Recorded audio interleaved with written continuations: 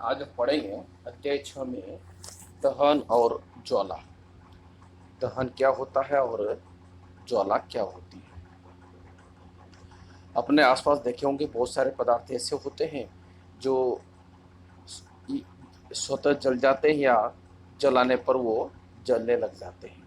इस प्रकार के जो पदार्थ हैं इन्हें हम सब ईंधन कहते हैं। गोबर है, लकड़ी, कोयला, काष्ठ कोयला, पेट्रोल, डीजल, संपीड़ित प्राकृतिक गैस, सीएनजी, अपने घरों में जो सिलेंडर में आने वाली गैस है एलपीजी। इस प्रकार के जो पदार्थ हैं ये सामान्यतः सब जलने वाले पदार्थ होते हैं और सब जलते हैं। तो जलने की जो क्रिया होती है वह दहन कहलाती है। आपने मोमबत्ती देखी होगी, मोमबत्ती को जलने पर और कोयले को जलने पर कुछ अंतर होता है। वो अंतर किस प्रकार का होता है?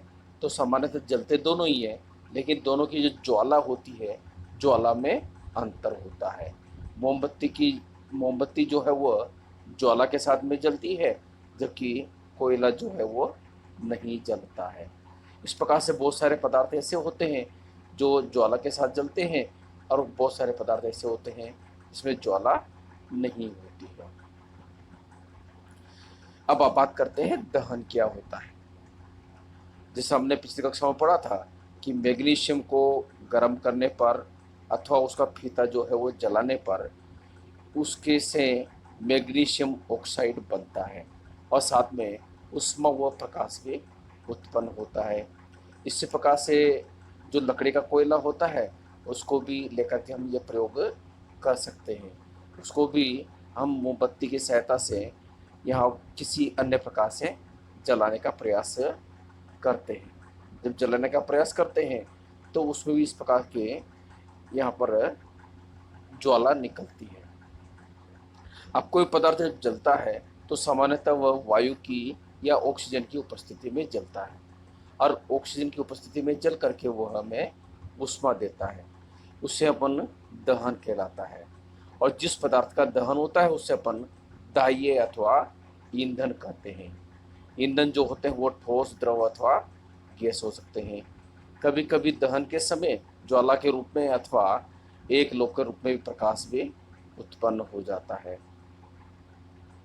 यहाँ पर हम सामान्यतः सारणी में देखेंगे कि कुछ पदार्थ तो दाह्य पदार्थ होते हैं, कुछ पदार्थ जो है वो अदाह्य पदार्थ होते हैं और इसकी अपन एक सारणी बना सकते हैं। जैसे लकड़ी है, कागज है, लोहे की कील है। दाह्य पदार्थ का मतलब जो दहन हो सकता है, जो ईंधन के रूप में काम में आते हैं। अदाह्य पदार्थ जो जलते नहीं है अर्थात वो ईंधन के रूप में काम में नहीं आते हैं। तो इस प्रकार से हम इनको अलग अलग रूपों में बांट सकते हैं। लकड़ी, कागज, लोहे की कीलें, मिट्टी का तेल, पत्थर का टुकड़ा, स्ट्रा, कास्ट कोयला, माचिस की तीलियाँ, कांच। अब आप समझ गए होंगे इनमें कि कौन सा तो पदार्थ दाह्य है और कौन सा अदाह्य पदार्थ होता है। अब अपन जैसे बात करें कि किसी पदार्थ के दहन के लिए ऑक्सीजन की आवश्यकता होती है अर्थात वायु की आवश्यकता होती है। हम इसके लिए एक प्रयोग करते हैं कि एक लकड़ी का स्टैंड लेकर के उसके ऊपर में एक ग्लास जो ऊपर और नीचे दोनों तरफ से खुला हुआ है ये हम लेते हैं। एक के नीचे हम दो एक के नीचे हम दो दो लकड़ियों का स्टैंड लगा देते हैं। एक के नीचे स्टैंड नहीं होता है और एक के ऊपर जो है अपन ढक करके रख देते हैं। जब तीनों मोमबत्तियों को अपन जलाते हैं तो जो पहली मोमबत्ती है वो लगातार जलती रहती है, जबकि दूसरी मोमबत्ती है वो कुछ देर के बाद में जो है वो बंद हो जाती है और तीसरी जो मोमबत्ती है वो धीरे धीरे जलना बंद हो जाती है। अब ऐसा क्यों हुआ?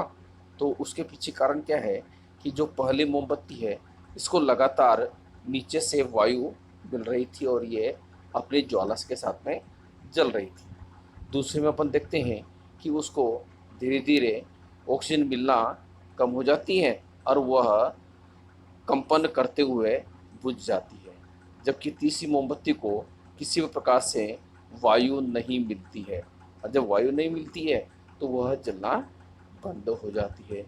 तो इस प्रयोग से हमें ये निष्कर्ष निकलता है कि किसी भी वस्तु के जलने के लिए वायु अर्थात ऑक्सीजन की आवश्यकता होती है। यदि ऑक्सीजन नहीं होती है तो वह भी नहीं जलती है। इसी प्रकार से एक क्रियाकलाप और है कि कोई अपन कोयला अपने घरों में कोई कोयला जो है वो जलता हुआ ले सकते हैं और उस जलते हुए कोयले को किसी कांच का जो जार होता है जो पारदर्शक हो उसको उल्टा उसके ऊपर में रख देते हैं। कुछ देर के बाद भी देखते हैं कि वह कोयला जो है वो जलना बंद हो जाता है।